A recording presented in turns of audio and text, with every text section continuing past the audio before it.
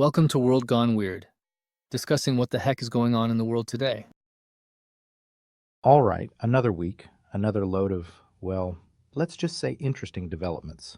You know, it's starting to feel like we're living in some kind of dystopian choose your own adventure book, and I'm pretty sure we're choosing all the wrong options. Come on, it's not all bad. There's got to be some good news hiding in there somewhere, right? Oh, yeah, tons. Like, the world isn't actively on fire, mostly, and we haven't all devolved into cannibalistic mole people yet.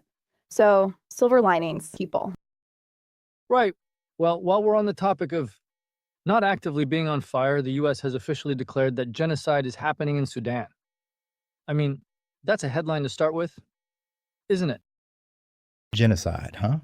Yeah, that's a word you just casually throw around. Seems like we're calling everything genocide these days. I'm starting to lose track. Is it still okay to say genocide, or is that offensive to the other genocides now? It's devastating, though. The reports of what's happening there, the systematic killing of men and boys, targeting women and girls, it's horrific. And the fact that a U.S. ally, the UAE, is allegedly arming the perpetrators, that's just mind-boggling. Yeah, it's like a bad soap opera where everyone's related, but also trying to kill each other. Except, with real people dying, so way less funny, I guess. It's not funny at all, and it's yet another example of the complete failure of international diplomacy. We've talked about this before. The UN has all this power and means, yet situations like this, and the one in Gaza and Ukraine, just continue. It's like they are watching from the sidelines eating popcorn. And hold on, wait a minute. Aren't we the same people who are always saying hands off and don't get involved in other people's issues? Now we're jumping in, calling it genocide, and we were already heavily involved. It's like we can't decide if we're the world police or a hermit nation. Well, there's a difference between being interventionist and acknowledging atrocities. When we use terms like genocide, it brings global attention, which, ideally, could lead to international intervention and aid. Also, while we might not be directly involved on the ground with boots, we're a global superpower. Our statements carry a lot of weight. It could get the UAE to stop arming them. Okay, but if the US calling something genocide actually fixed anything, we wouldn't have a bunch of these running around at the same time. Maybe they should try something different, like, I don't know, a strongly worded letter, or perhaps a strongly worded interpretive dance. Look, it's not about whether or not a strongly worded interpretive dance is going to work. It's about acknowledging the reality of the situation. It's also about accountability. The sanctions on the RSF leader and companies are a start, but it seems like the flow of arms is just continuing. It highlights the lack of real international mechanisms to stop these horrific atrocities. Yeah, sanctions. That always works, right? I mean, haven't we been using that same strategy for like the last half century with varying degrees of, well, mostly failure, but yeah, go us. It's not a perfect system, no, but we have to try. We can't just sit back and do nothing while people are being slaughtered. Also, even the threat of sanctions can have some impact by making it harder to finance and operate. Ideally, it creates more pressure to come to the table. True. Maybe if we started sending them strongly worded, interpretive dancing robots, we'd see some real change. I'm just brainstorming here. Or how about a global bake sale to raise funds for a peace? Okay, maybe I'm not great at solutions. Okay, all right. Well, shifting gears slightly, but staying on the we're all doomed train, Meta has announced they are ending their third-party fact-checking program, which, given the way social media is now, seems like they are throwing open the doors to misinformation and propaganda. Oh, goody, more facts for people to pick and choose. I swear everyone is an expert on everything now thanks to the internet. We're going back to the era of I read it on the internet, so it must be true. But that's so irresponsible. The whole point of fact-checking was to try and combat the spread of misinformation, which we all know is a huge problem. Especially with the speed and scale of social media, false information can lead to very real consequences like what we're seeing in Sudan. Meta is basically admitting they can't handle the responsibility. So basically, Zuckerberg's throwing up his hands and saying, you know what, you're all adults. I'm just going to let you all drown in a sea of lies. It's like he's saying, here, world, have some more chaos and joy. The really disturbing part is he's saying he's doing this to promote free speech and claims the fact-checkers are biased. He's using Trump's talking points about censorship. It's a complete surrender to the forces of misinformation and, honestly, a huge step backwards for societal well-being. Well, if you ask me, those fact checkers never got anything right anyways. They're just another form of politically motivated censorship. Everyone has a bias. You can't be truly objective. And who gets to decide what's true anyways? But there's a difference between bias and verifiable facts. Science is not a political opinion. That was the whole point of having organizations that can do the research to establish objective facts. It's about promoting responsible information consumption. Without it, social media is just an echo chamber for misinformation. You know what I find ironic? This whole fact-checking thing was supposedly to help us stop being fooled by misinformation. And then everyone accused them of spreading misinformation. So, in a way, it was a total success. Like, we're also confused now. It's practically performance art. I see what you're saying, but that's exactly how misinformation works. It undermines trust in everything, including the sources of truth itself. And that is a huge problem. It's not just about, oh, well, everything is biased. It's about the erosion of objective reality. When people can't agree on basic facts, how can we even have a functioning society, let alone tackle complex issues like climate change or, genocide? See, that's where we differ. Maybe we shouldn't all be in lockstep with the science says. Perhaps we should have a robust debate on these things, instead of having the fact checkers tell us what to think. Because I'm pretty sure the Earth is flat. I mean, have you seen a globe? That's absurd. The scientific method is how we've made advancements in understanding the world. It's not about blindly following anything. It's about rigorous testing, observation, peer review. It's a critical process that ensures that we're not just making it up as we go. Guys, chill out. Maybe we should just print our facts on little scrolls and deliver them by pigeon. No algorithms, no fact checkers, just good old-fashioned bird-based information distribution. It's more eco-friendly anyway.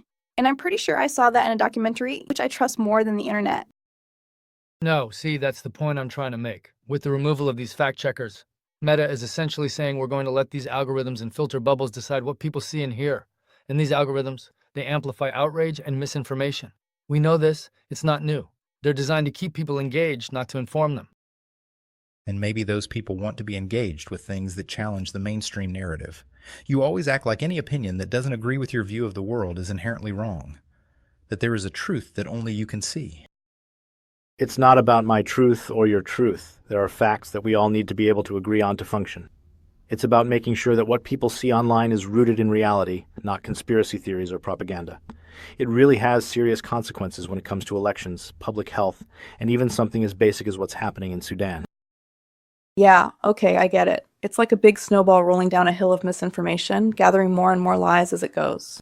And we're all just standing at the bottom, waiting to get buried. Anyone got a shovel? And the thing is, this is all happening as we get closer to the US elections. So Meta is making it easier for people to spread disinformation that could further polarize society. They know this, they've seen it before, this is not some new phenomenon. I mean, there are literally examples everywhere of this.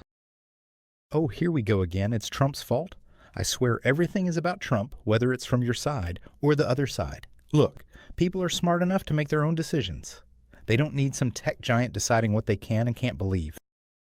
But are people really that smart? We see evidence every day of people falling for obvious scams, propaganda, and misinformation. They believe things that are demonstrably false, so we can't just assume everyone has the critical thinking skills to navigate the digital landscape. And we've seen how effective and fast bots and AI can spread misinformation. We're making ourselves vulnerable to large-scale manipulation. Okay, so maybe, hear me out. Maybe the solution is to just embrace the chaos. If we're all living in a post-truth world, then nothing is true, which means everything is also true. So we're all right. Problem solved. You say that like it's a solution, but it's a recipe for disaster. It's like saying, let's just let the world fall apart because we can't figure out how to fix it. Well, maybe things do need to fall apart so we can rebuild something better. I'm not convinced the way we're doing it now is working. Maybe that's what Zuckerberg is seeing too. Maybe he knows the system is broken and that free speech can sort itself out. But that's incredibly dangerous. We can't just throw out the systems we have, flawed as they are, and hope something better magically emerges. There needs to be a balance where we protect free speech, but also guard against the intentional spread of misinformation and propaganda. Guys, let's focus. The real issue here is the algorithms. They're the puppet masters. They're not just feeding us information. They're curating our reality. Maybe we all need to just go back to living off-grid, growing our own food, and talking to each other face to face. You know, like the good old days when things were simple, and we were probably dying of dysentery. Well, that's the core of it. It is the algorithms, it is the filter bubbles, and now, Without the minimal safeguards, these platforms are going to amplify and accelerate the problem. It's a terrifying prospect, to be honest, especially with the rise of increasingly sophisticated AI deepfakes. It could literally change elections or destabilize countries, and honestly, we can't even tell what's real anymore. Deepfakes, now you're just trying to scare me. I swear, all this technology is bad. I wish we could go back to stone tablets and stop all this. We used to send messages by carrier pigeon, and that was all well and good. But deepfakes aren't some far-off sci-fi fantasy. They're already here, and they're getting more and more realistic. We've seen the videos of politicians saying and doing things they've never done. It's very easy to fool the average person. If this technology becomes widespread, it will completely destroy our ability to trust visual and audio information. Yeah, it'll be like a never-ending episode of Whose Line Is It Anyway, where everything is made up and nothing matters, except, with global consequences. I'm starting to wonder if we should all just move to Mars. Anyone know a good real estate agent? It's that lack of trust that is really concerning, though. If we can't trust what we see or hear here, then the foundations of our society start to crumble. And that's what Meta seems to be completely disregarding in their pursuit of free speech at all costs. Maybe the whole trust thing is a bit overrated. Maybe we need to stop blindly trusting authorities and start thinking for ourselves. Maybe this whole thing is the universe's way of telling us to grow up and stop relying on the powers that be. But that doesn't mean we throw away the systems that keep us on track. We need reliable sources of information, even if it means finding and supporting ethical fact checkers. In this new AI-driven landscape, we need them more than ever. Maybe the answer isn't more fact checkers, but better fact checking AI. Like an AI that fact checks the fact checkers, fact checking the AI that is fact checking the fact checkers. It's fact checking turtles all the way down. I feel like I need a nap after saying that. Actually, that is not a bad idea.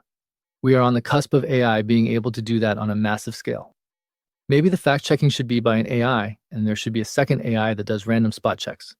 There's a lot of ethical and logistical problems with it, but we could have machines doing the work and reducing human bias. But we are not there yet. We're in the dark ages right now. See, that's how it always happens. They build a solution that will eventually become the problem. You are talking about robots being our ultimate arbiters of truth. And then you will be complaining about bias in the AI. It's a vicious circle. But we do need to think about these things. We need to explore the options instead of just dismissing it. We can't just throw up our hands and say that technology is bad. We need to find a way to use it for the better. It's not going to magically go away. The rise of generative AI is not slowing down. We need to try and navigate it as best we can. Well, I say, let's just let the robots figure it out. I, for one, welcome our new AI overlords. Hopefully, they'll be more competent than we are. I'm sure they'll be able to navigate a post-truth world way better than us. Plus, they can't get drunk on power. Probably. Okay, well, I'm not sure if that's encouraging or even remotely comforting. But we also need to talk about another piece of news, which on the surface is positive, but when you dig a little bit, it's troubling. The government is banning medical debt from credit scores. Well, that's good news for a change. Finally, someone's doing something right. No more being penalized for being sick. See, not everything is bad. It is a huge win for consumers. Millions of people are burdened by medical debt, which has a significant impact on their ability to get loans, housing, and basic necessities. This is a step in the right direction. Oh, joy. So now we can all go get sick and bankrupt ourselves without it showing up on our credit reports. It's like a get-out-of-debt-free card, until they figure out how to add it back in a new, more sneaky way, of course. But here's the thing. While this is great news for individuals, this is another example of a last-minute effort of the outgoing administration. The new administration is already being called to undo this ruling as it's been deemed regulatory overreach by certain billionaires and congressional groups. The system is broken. The government swings wildly depending on who is in charge. Well, someone has to be the bad guy. If people just spend money with no repercussions, then where does it all end? But it's not about being bad. It's about removing a huge burden off of people who are already dealing with health crises. It's not fair to penalize someone because they get sick, especially in a system like the US, where healthcare is so ridiculously expensive. The system needs reform, and this is a tiny step. I'm with you there. It's like getting punished for being a human. And getting sick, let's be honest, is a core part of being a human. I'm pretty sure there's a clause about it in the user manual. We should lobby for human illness to be a protected class. Just throwing that out there. And that is another key point.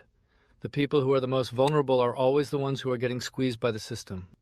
And even when things improve, there is always the chance that it can be ripped away by the next election. This means there's no stability and it undermines people's trust in the system. That creates an environment where people feel like they need to look out for themselves, that they can't rely on systems, and that can have far-reaching consequences. Exactly.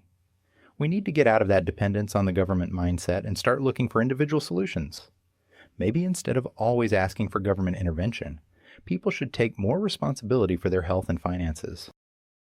But that's not always possible. Systemic problems require systemic solutions. And when people are trying to just survive, blaming them for their struggles and their poverty, it's not fair. And it doesn't solve anything. I just wish we could all agree that we're in this together. Maybe we all need to wear matching t-shirts, like in those old movies. Then we can all hold hands and sing Kumbaya and, I don't know, solve all the world's problems in a single song. I think the real issue is that we have this constant tug-of-war between different political ideologies. One side is always trying to undo the measures put in place by the other. This leaves individuals in a constant state of uncertainty. It's frustrating and disheartening, and it completely erodes our faith in governing institutions and the political process. Maybe we just need a good old-fashioned revolution.